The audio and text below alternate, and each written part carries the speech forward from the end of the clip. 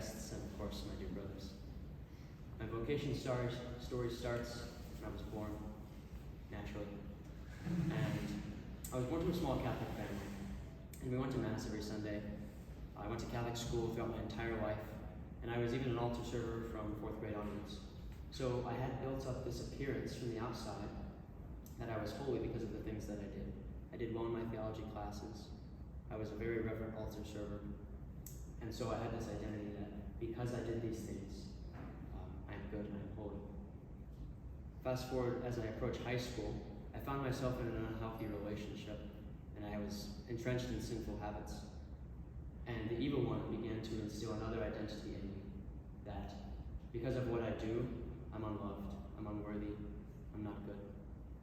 And so these two identities created a real conflict in my heart, and it was a place of great shame. And it was this place of shame, my dear brothers, that the Lord first entered in and spoke to me. I remember in the middle of my junior year of high school, January of 2020, I was serving a school Mass. And I'd done this a million times before. What was going to be different about this Mass? I was kneeling at the steps of the sanctuary watching the priest elevate the host into the air.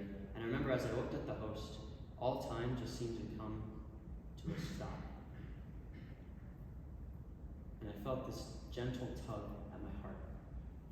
And in that silence, I heard a whisper, "Andrew, I'm calling you to the priesthood." And at first, my reaction was, "No way, Lord, you've got the wrong guy. Not this guy. I'm really not holy. You don't want me, you want someone else." But the Lord was very gentle. And in that moment, He gave me the grace to forget about everything that was happening in my life that I didn't like, all the suffering, all the shame that I was experiencing, and just invited me to be with Him in that moment, and gave me the peace to say yes. And so I did. In my heart, I said, "Yes, Lord. If this is what you want, I'm all in." And so after Mass, I went and talked to my pastor. And I was a junior in high school at the time, so he just said, "Keep praying with it. We'll see what happens in a year, and maybe we can apply to seminary, but we've got some time now. Just keep praying with it." So I did continue praying for about 5 seconds. Completely forgot about it. And I really reverted back to my old way of life. And the evil one dragged me down to even deeper shame, so that by the end of my junior year, I've never been more miserable. But the Lord wasn't about to let me go so easily. That summer of 2020, I was encouraged to go on a retreat. And the name of this retreat was Be Created and New. And I thought, I've got nothing to lose. Not a big fan of this whole life thing, so we're gonna go on it. Got nothing to lose in that. And the Lord encountered me in such a beautiful way, in a very personal way, that I've never been the same since. On that retreat, the Lord dispelled all the lies I believed about myself, and instead instilled one single truth into my heart that I will never forget. It was on that retreat that I first heard that I was a beloved son. That I wasn't loved because of what I do, and I wasn't unloved because of what I failed to do, but rather I'm loved because of who I am. And that identity as a son changed my life.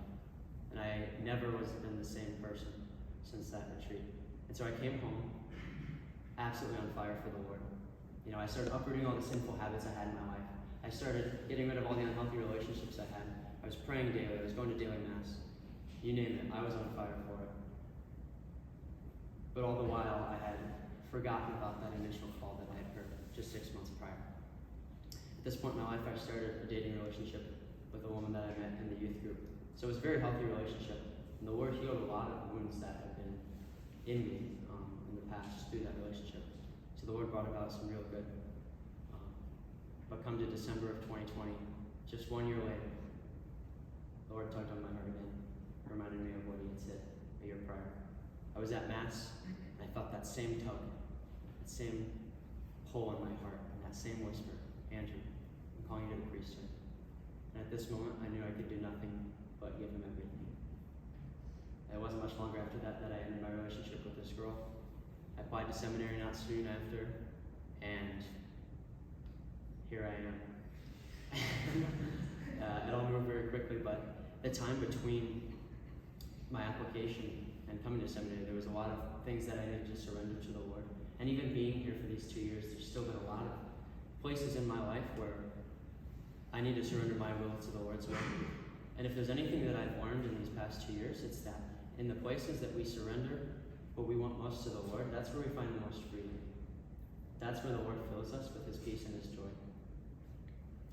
And brothers, I'm no longer here because of a sense of obligation or duty, because I heard the Lord say so. I am here because of the one who called me. And this is the pearl of great price that I have found in a relationship with Christ that nothing else can replace and has made everything worthwhile.